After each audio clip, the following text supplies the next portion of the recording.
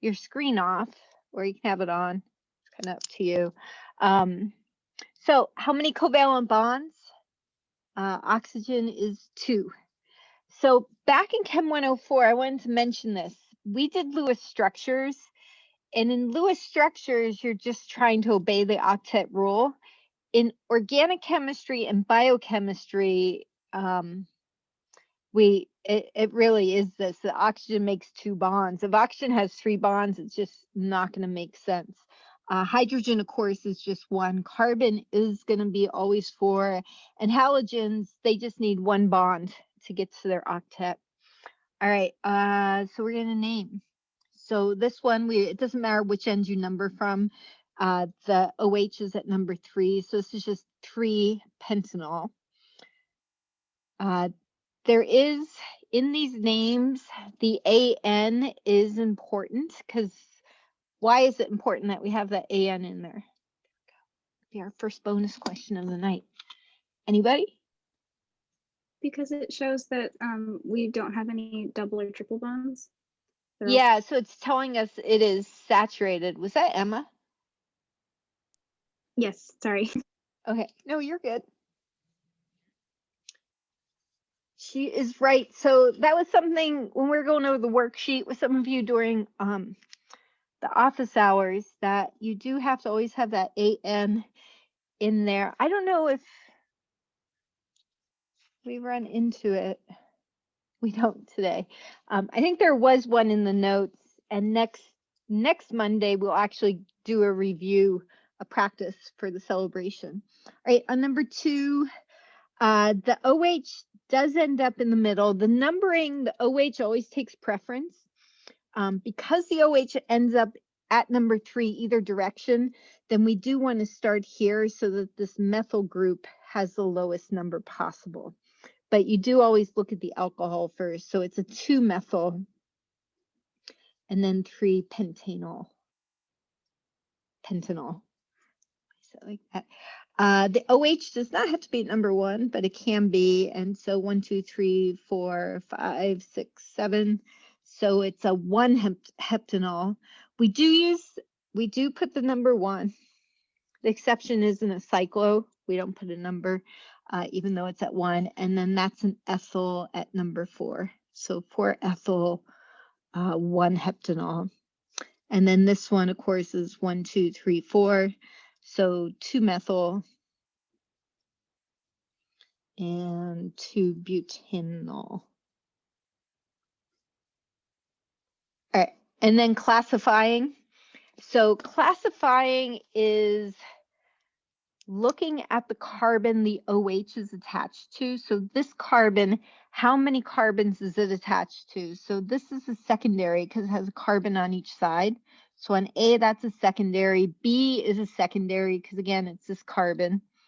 On C, this is a primary, because so whenever it's a 1, it's going to be a primary.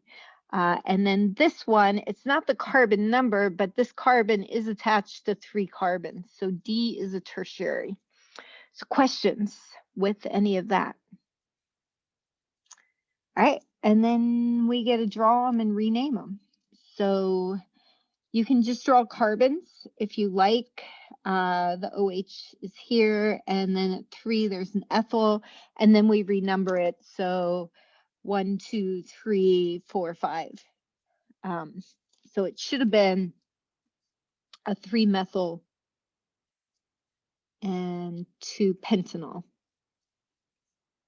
So hopefully this game, because it really is a game, is getting better as we get more practice. All right, the next one, you can also do zigzags. So we have zigzags, and there's an OH. It's saying at 3 and 4. So the mistake on this one's really simple. You just numbered in the wrong direction. So the OHs need to be at 2 and 3. So something to point out with this one, really loving all my colors, is it's a die goes right in front of the OL, means we have 2 OHs. And then back to the question I'd asked that Emma answered so beautifully. You do want, we write the whole ane in there, and we put the E so you don't have two consonants running into each other. All right. So butanol, you can do zigzags or you can draw carbons. The OH, it was saying at 3, and the methyls. So again, it just numbered the wrong direction. So 1, 2, 3, 4. So these should just both be a 2, 2-methyl, 2-butanol. So sometimes it's really nice like that. And then the last one, so butanol, we put the OH at number 1. And then we put a methyl at 1 and another methyl at 1. And so our longest chain is now longer, 1, 2, 3, 4, 5. So it's going to be a pentanol, a 2-methyl, 2-pentanol.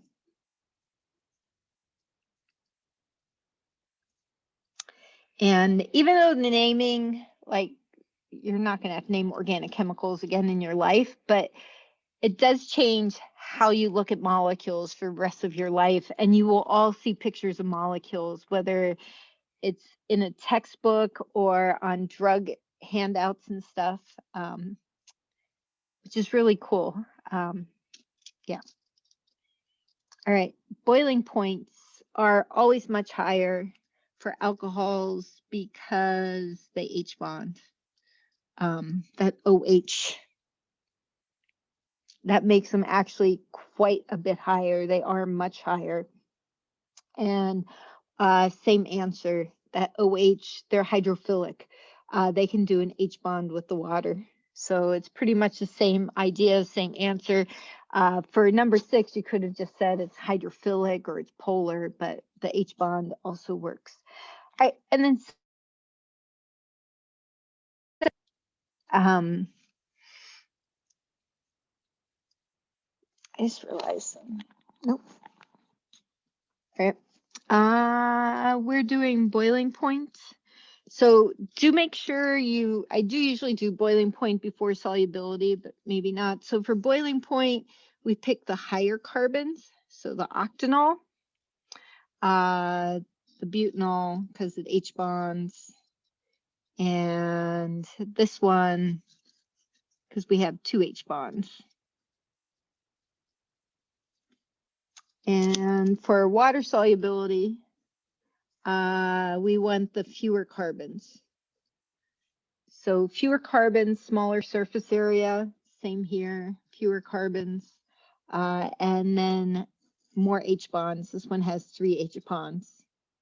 And that's how we would say if something had 3, try all. And they all get a number 1, 2, 3. Any questions from the first page? All right. So we're going to do some reactions.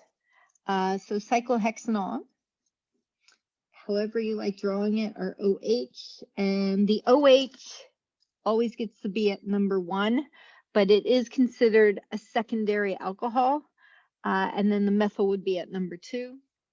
And when we dehydrate, that means this is where we're going to do the H2SO4, and it should show heat of some sort.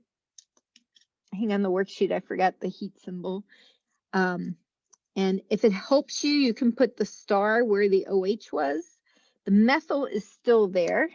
And so we do get 2 answers. You can get the double bond falling towards the methyl, which is the major. So as you're moving towards more crowdedness, it prefers that. And the other way is our double bond would move in the other direction. So when the OH comes off, there was a question that Kaylee had asked me before class. The OH and the H, this is that lasso, come off. That would form this one. And so you can also write plus water for all of these. So it's dehydrating, which actually alcohol is really good at dehydrating, but this is dehydrating alcohols. All right, on the second one, you can draw it as zigzags. I'll write my H's in. So this OH comes off, and then the H next door. So that H is going to come off and we get a double bond. All the rest of the carbons are the same. So that's what it would look like. There's only one answer on this one, or you could do zigzags, and that is the same thing, plus water. And then the next one, the OH could fall this way. It could combine on either side of it. So you will get, that's where my OH would have been. We can get that, and we also get this. So we get a 1-butene and a 2-butene.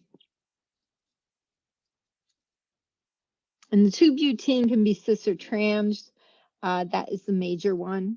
I think this one was the major one. And then, of course, plus water. Any questions? All right. On the worksheet, I do ask for you to give me your names on the products. You did not have to on here. Some people, it helps them. If you wanted to name this one up here, our major one would have been a 1-methyl cyclohexene. So again, on the cyclo, we don't number the functional group because it has to be at number 1. This one's a 3-methyl because the double bond gets to be 1, 2. So the minor answer is 3-methyl cyclohexene.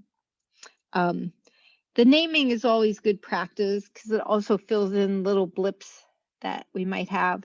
And on this one, this would be propene. We don't actually put a number for the double bond on propene because there's no other place it can be. And the same with the methyl. So we don't, technically there's no numbers on this one because the methyl can only be at number 2 and the double bond can only be 1 to 2. Otherwise it's named wrong. So technically it doesn't get any numbers. All right, number 10, drawing. It does help to draw your answers. So 2-butene, and there's a methyl there. So the starting place, this is a dehydration. Sorry, I was pondering, we haven't learned other ways to make these yet. So we would do a dehydration starting with an alcohol. So the methyl, everything's in the same place. And then the OH, you could have put it either at this position or you could have put it here. Either way, you would get a mix of answers, but this would be the major answer. So you could have put the OH at the number 2 position. Either way you do it would be at the number 2. But at either side, the key is that when you start, it is saturated. There's no double bond. And then you lose the OH from next door. So if you like, you can show plus H2O. I find about half the students like to show that part. And then cyclopentene, and then isopropyl 1, 2, 3. I'll put it at the top. So again, the dehydration hierarchy. You have a cyclopentane. You still have, wherever you had your isopropyl, it stays there. And then the OH. If you put the OH here at the carbon next to the isopropyl, you would get part credit. You wouldn't get full credit. You might lose like half a point. Why? Why is the better answer to put the OH down here? We have to put it on one side of the double bond. Because it's guaranteed that the double bond will go towards the isopropyl. Yeah, so if you'd put it here, the double bond would have preferred to fall towards the isopropyl. So falling down on my picture would have been a minor product and you just wouldn't have gotten much of it. If you put it here, it is more likely going to fall up like that. So that would be the best answer. Questions with the dehydration? Kaylee, it's so nice to see your name back on the board again. I don't think you were on the board. I don't think you got a single bonus point the first like 4 weeks. So yeah, and I still have the names from last Wednesday when you didn't have anything due, so I couldn't put the bonus point on anything yet. All right, now we're going to oxidize. So cyclohexanol, you just put an OH. Easiest thing is to just show the O like that. And oxidation means we're going to make a carbon-oxygen double bond. Dehydration, carbon-carbon double bond. So you lose, oxidize means to lose H's. We're going to be doing oxidation reduction on Wednesday, actually. We do aldehydes and ketones. All right, so our product, this time the H you lose would be the one that was also on the carbon the oxygen was attached to. So we just end up with a double bond to that oxygen. Now, having done this long enough, most students will just write plus hydrogen, which is fine. I'm not going to mark that. This is not like an advanced organic chem class. It actually ends up with H2O. The oxygen comes from the oxidizing agent. And so I mentioned that more for Melanie because she's in Dr. J's class and you might run into this. But you can also leave this part off and not worry about it. 1-pentanol. So if you do zigzags, that OH, this is number 1. And you can put it at either end. You're going to see why eventually I draw it on this end. I mean, part of it has to do with training and traditionally, I don't know why. All right, you can put it at either end. And so our double bonded oxygen, you can point it up or down, however you want, is going to be there. So the one at the top, this guy is a ketone. And this is an aldehyde. That's what our lesson on Wednesday is going to be all about. So you may see what the difference is. They're always taught together because they're both a double bonded oxygen, but they are in a different category.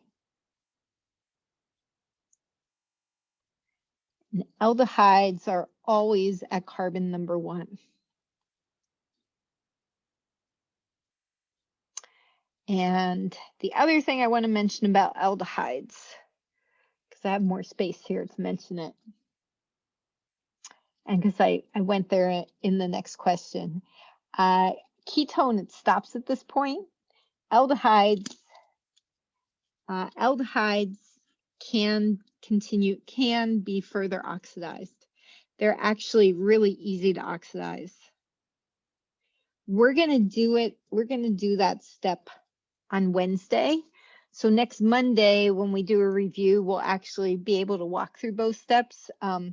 Again, I learned over time that when I teach both steps at the same time, it tends to overwhelm a lot of students with too much information. And so we get the basics that we make a carbon-carbon double bond. When we dehydrate, we make a carbon-oxygen double bond.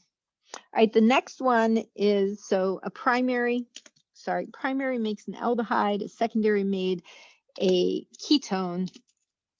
This one's a tertiary. And if you draw it however you like to draw it, and if you tried to oxidize, it doesn't work because you end up with 5 bonds there. And so just tertiaries do not oxidize. It's a way to classify that you have a tertiary. So not this week's lab, but next week's lab was actually, again, in 105, they're really sweet, really fun labs. And so I went in a week ago and videotaped myself doing the lab. And I'm debating if I want to go, if I want to go back and redo it. But it's the visual that allows you to see this, because oxidation does create a color change and it's really easy to see it happen. All right, and then on these, we're going and we're just saying what you would start with. So you keep the carbons the same. And where your oxygen was, you just make it an OH. And then you fill in your other hydrogens however you like to fill them in. You can also do it as a zigzag, but I don't know why I wrote it like that. This position here picks up a hydrogen and the oxygen picks up a hydrogen. On C, we are drawing this.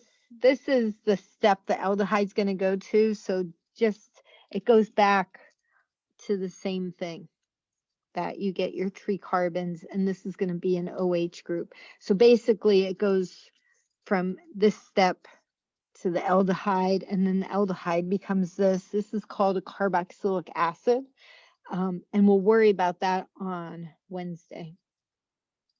So again, it is technically a 2-step reaction. So that was conveniently laid out. Again, more information than you needed for today, but all right, on this one, we have 4 carbons, 1, 2, 3, 4. Our O, double bond O is going to be an OH, and then here we have our methyl, and you can do it as zigzags.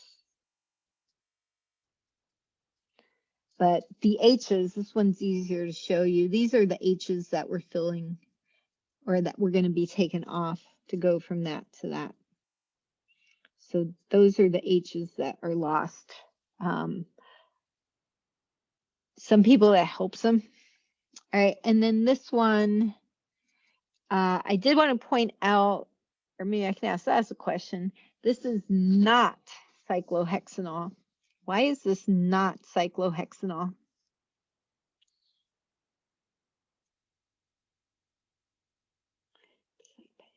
It's phenyl. It's not phenyl. Phenyl would have the ring. We're going to see phenols tonight. It is, so you're on the right track. It is that this carbon that the double bonded oxygen is on, the double bonded oxygen is not on the ring, on the hexagon. It's on an additional carbon. So to name this, this would be named, actually, let's go ahead and name it. It would be a cyclohexyl side group. What the alcohol we would start with would be a CH2OH attached to the cyclohexyl. So if we named the alcohol, we would call it a cyclohexyl methanol. And of course, that's oxidized. So that would be the name of it. The aldehyde would have been called a cyclohexyl methanal, AL. But it is that the cyclohexyl there is the side group. It's an extra piece that's added to that 1 carbon. Oh, look at that. We're going to name it. So there we go. That one was cyclohexyl methanol. And on A and C, it's the same thing. So 1, let's do green, 1, 2, 3. And we have a methyl here. This one has 2 different names. So we can go with the 2-methyl. You do have to put a number, 1-propanol, because the OH could have been at 1 or 2. Does anybody see what the other name could have been? It would be the common name of this one. It's one of the butyl alcohols. It's isobutyl alcohol. You can make a note. Yeah. Or some people call it isobutanol, and that's because the OH is attached to an isobutyl. If you draw it, sometimes it's easier to see like this. That's what it looks like. So it's an isobutyl group with an OH. All right, and then our B, the OH gets to be the lower number. So it's a 3-methyl 2-butanol.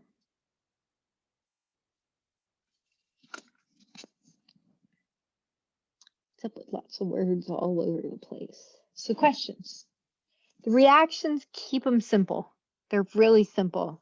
You're either going to oxidize and make a carbon-oxygen double bond or dehydrate and make a carbon-carbon double bond.